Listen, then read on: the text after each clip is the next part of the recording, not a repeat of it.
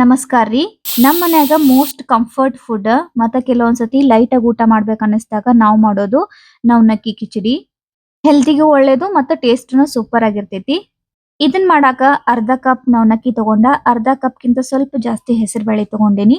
ಎರಡನ್ನೂ ಚಲೋತಾಗೆ 2 ರಿಂದ 3 ಸಲ ತೊಳ್ಕೊಬೇಕು.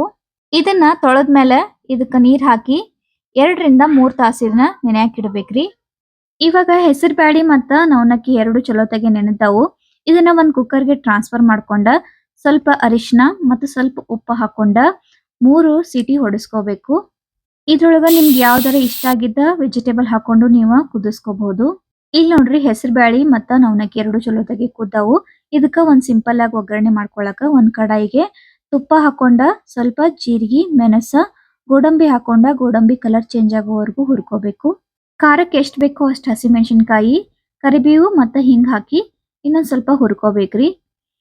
ಇದಕ್ಕ ಸ್ವಲ್ಪ ಅರಿಶಿನ ಕಡಿಮೆ ಅನ್ಸಕತ್ತಿತ್ತು, ಅದಕ್ಕೆ ಅರಿಶಿನ ಹಾಕೊಂಡೇನಿ. ಮತ್ ಇವಾಗ ಅವಾಗ್ಲೇ ಬೇಯಿಸ್ಕೊಂಡಿದ್ವಲ್ಲ ಹೆಸರು ಬ್ಯಾಳಿ ಮತ್ತ ನವನಕ್ಕಿ, ಅದನ್ನ ಈ ಒಗ್ಗರಣೆಗೆ ಹಾಕೊಂಡ ಮೇಲೆ ಕೊತ್ತಂಬರಿ ಹಾಕಿ ಚಲೋತಾಗೆ ಕಲಸ್ಕೋಬೇಕ್ರಿ. ಇಲ್ಲಿ ಉಪ್ಪು ಕಡಿಮೆ ಆಗಿತ್ತಂದ್ರ ಮತ್ ಸ್ವಲ್ಪ ಉಪ್ಪು ಹಾಕೋಬೇಕು. ಸ್ವಲ್ಪ ಗಟ್ಟಿ ಅನ್ಸಕತ್ತೈತ್ರಿ, ಅದಕ್ಕ ಇನ್ನೊಂದ್ ಸ್ವಲ್ಪ ನೀರ್ ಹಾಕೊಂಡ ಕುದಿಸ್ಕೊಂಡೆ.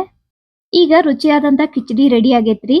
ಇದಕ್ ಮ್ಯಾಲ ಸಣ್ಣಗೆ ಕಟ್ ಮಾಡಿದಂತ ಉಳ್ಳಾಗಡ್ಡಿ, ಟೊಮ್ಯಾಟೊ, ಆಮೇಲೆ ಕ್ಯಾರೆಟ್, ಕೊತ್ತಂಬರಿ ಹಾಕಿ ಮ್ಯಾಲ ಸ್ವಲ್ಪ ನಾನು ಅಲಸಂದಿ ಶಾಂಡ್ಗಿ ಹಾಕೊಂಡೇನ್ರಿ. ಮಸ್ತ್ ಟೇಸ್ಟ್ ಇತ್ತ.